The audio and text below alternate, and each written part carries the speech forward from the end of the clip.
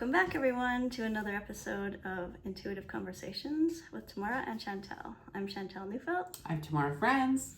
And we're just catching up. Usually we do this over coffee. Right. But, yeah. This is our coffee conversation today. With water. Cheers. There we go. So yes, what's up with our you? schedules have been like ships passing in the night for the last few months. So I'm happy that it's spring and everything feels new. Uncertainty for me with my being between jobs, but also excited to feel more like myself again, because when all of my energy is going into a 9 to 5, then it's like I'm in recovery mode and the evenings are on the weekends, and so I just like feeling like myself. Who designed 9 to 5? Like, I don't know, it wasn't me. Did anyone have found a better way to siphon our creativity away from us and sap our life energy? How are you feeling in your creative world? Well, I mean, I'm retired, so I am loving being master of my own schedule. I've been doing a lot of work on writing lately. I was finishing up credentials for a long astrology training program that I was doing.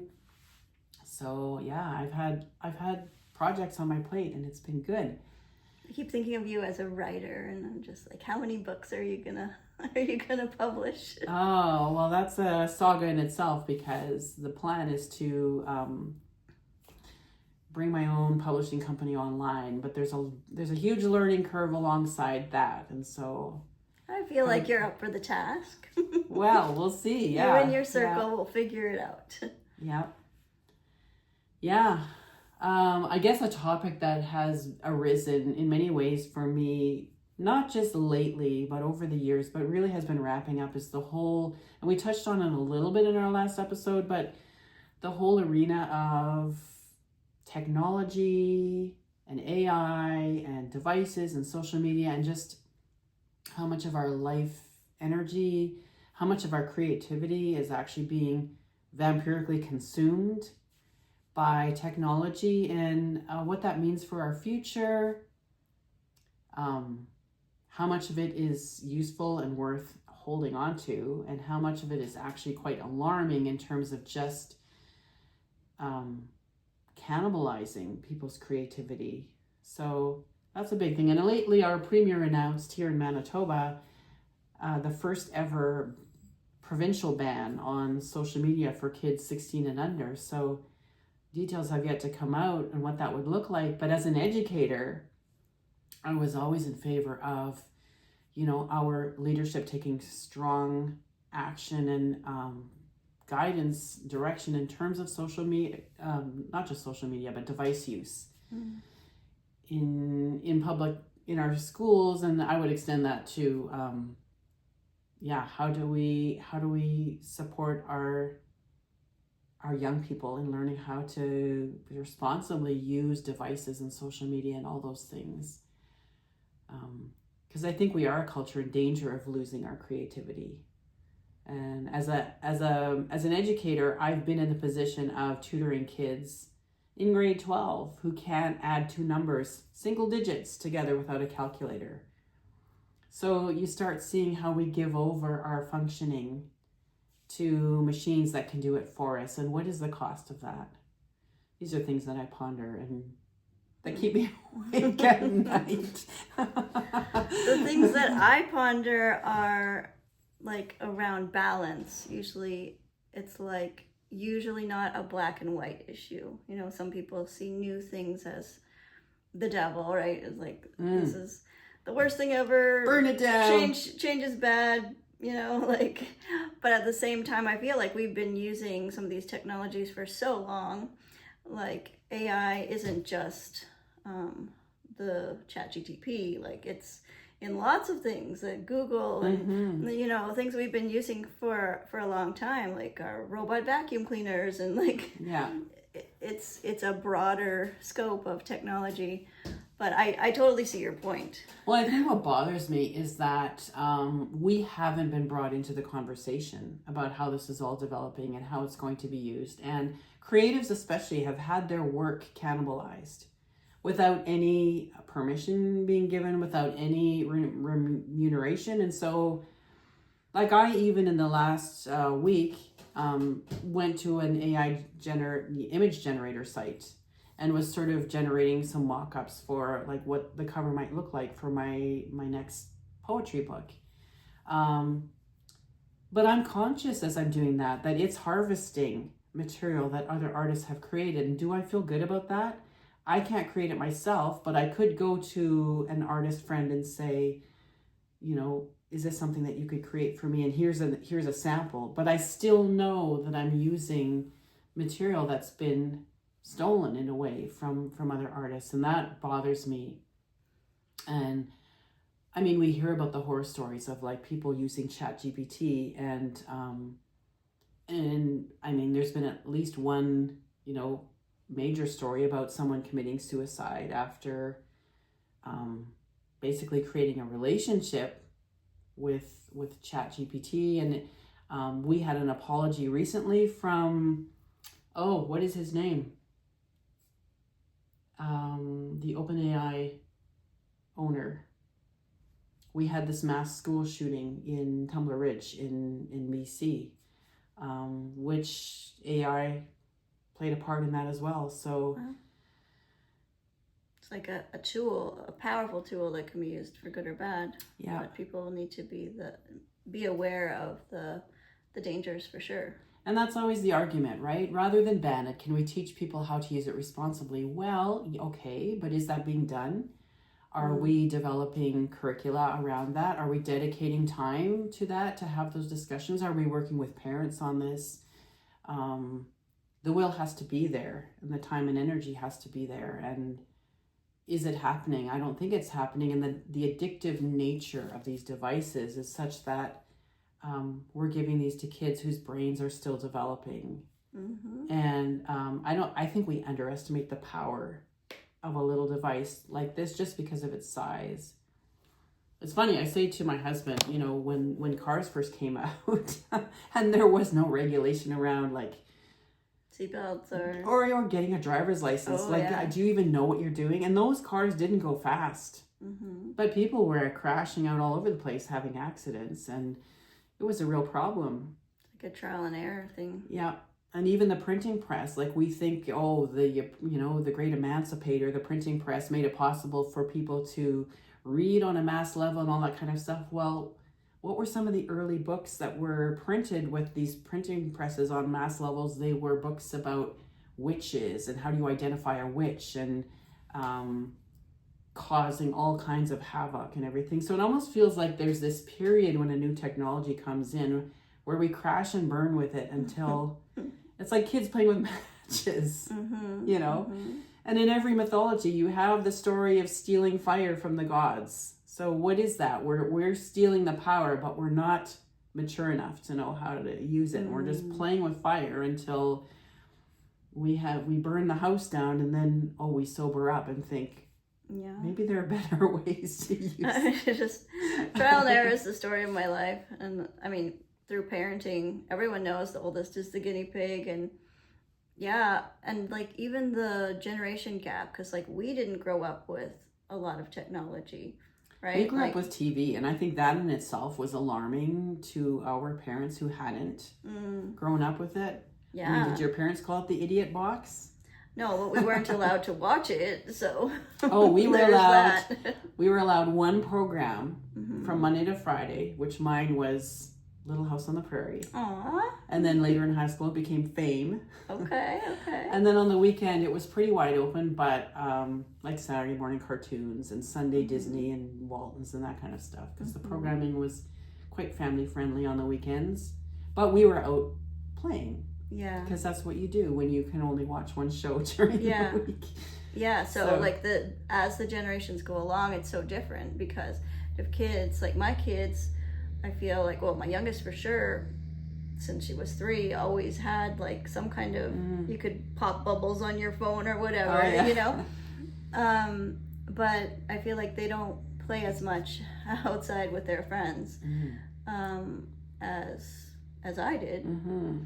And so, one thing that I noticed much more towards the end of my career in education is that teachers in the early end of the spectrum would talk much more about kids coming to school with less language skills, with not knowing nursery rhymes, not knowing even how words rhyme, how to rhyme words. And so it's like they're learning more from technology than from their parents sometimes. But are they learning is the question, right? What are they learning? What are they learning? Yeah. Are they learning the things that they really need to learn to participate socially in an empowered way?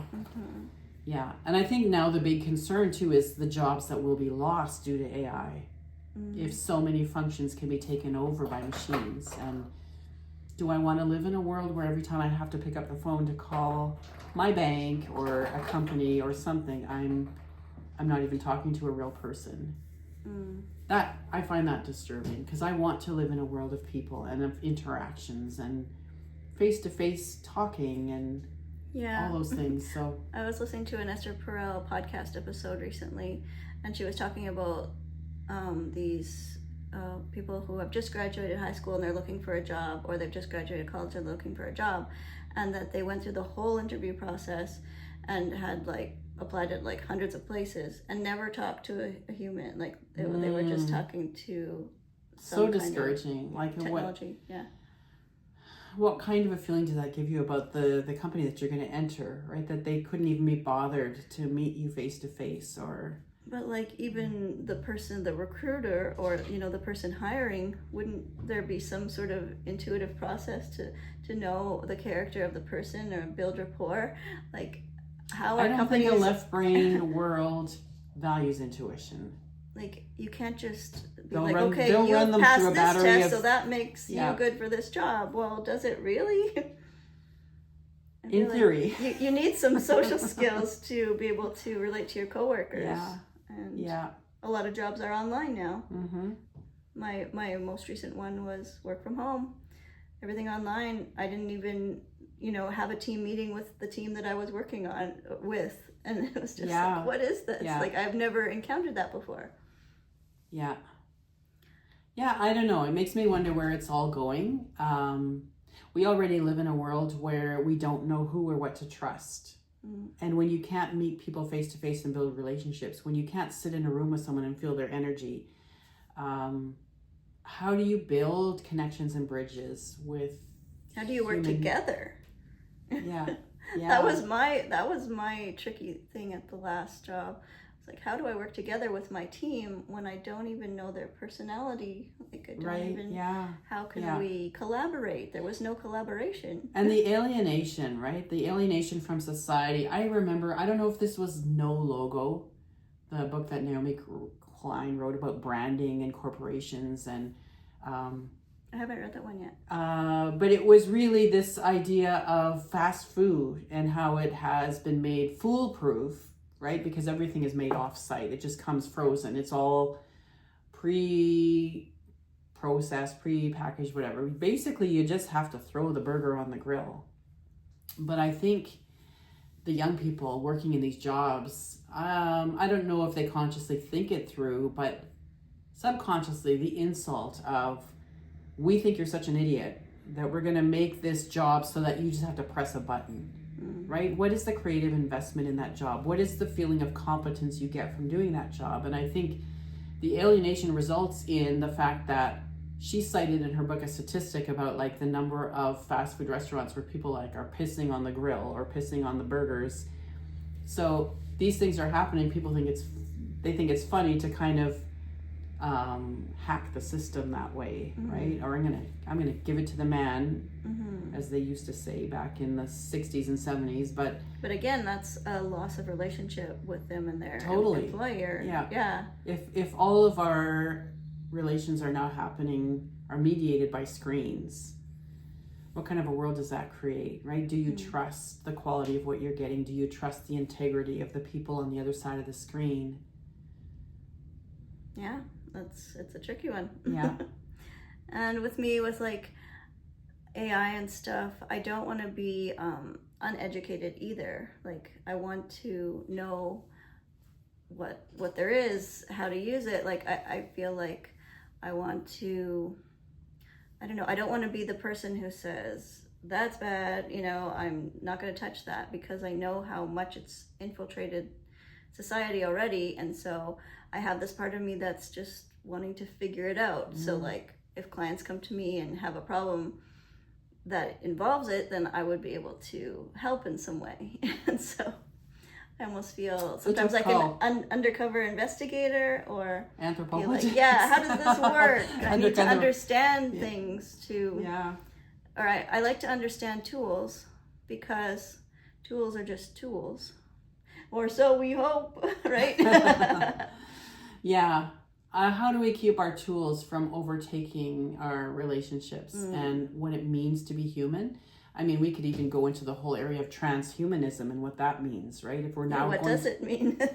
A new big word. I don't know enough of what it means, but I mean, we've got some of the big tech bros out there advocating for a world that combines humans with machinery. You know, we watched Bionic. I don't know if you did. Bionic Woman and $16 Million Man. Maybe that was before your time. No. Back in the 70s. Oh, the brave new world of like substituting body parts with machinery, right? Oh, okay, yeah. Or the eye, the bionic eye that can see through walls and ears that can hear through walls and like, you know, bionic legs that can run however many miles an hour. And that was all fantasy back then. But now the push is, can we enhance the human body, the human capabilities with machinery, and what does that open the door to? So yeah, that's tricky, especially when it comes to consent, because it's just like, I don't want anything to be mandated on me, you know. Well, we live in a world where we've already had eras where, you know, people were experimented on without their consent. People were sterilized without their consent, and so that's like a slippery slope. Without a certain discussion of ethics around that and what it even means to be human. Do we want to open the door? And I benefit from technology. I love to use... We're doing it now. I use the internet for very specific things to support language learning and other hobbies that I love. So I think that it all comes down to balance and also... ethics, like, is this something that's going to benefit me, others, and the planet? And I think we need to be in conversation about it, right? There's a certain snobbery around, well, you know, let's leave it to the people who are developing these technologies. Let's leave it to the lawmakers. Let's leave it to the lawyers to figure out, because the common person isn't smart enough or doesn't have enough of a background to weigh in. But we're human. And this is also a discussion around what it means to be human. And I feel like there has been too much conversation, or being human has been put down way too much. And we've put ourselves down way too much. But humans are incredible tech. You know, we have like the mind, the body, and the heart being like the most important. Like, AI can't replicate the heart. I feel like I actually feel like a lot of AI technologies are the long way around to what human intuition and human perception can do in seconds. Yeah, like we have really sophisticated tech in our human body, and we need to honor it and value it. And we also need to decide what it means to be the master and not the servant, right? What it means to be the master of these technologies and not let them have mastery over us, because we could go into... Do not give your power away, because you are the most powerful. Yeah, but when it comes to surveillance technologies and all of these things, we have no idea what is even being used on us that we have not been told about. So we carry microphones around with us all the time. Our grandparents would be like, what is happening? Yes, I recently changed my browser so it can't track, but not on my phone, on my laptop. Little by little. Yeah, I read an article or a Facebook post about that the other day. It had different instructions, and I thought that was really cool. I never thought about that. I think the other piece for me too is that I don't want to live in a world completely divorced from nature. I think that we suffer and become very sick when we're not communing with the natural world, and these devices keep us indoors with our eyes locked on a screen.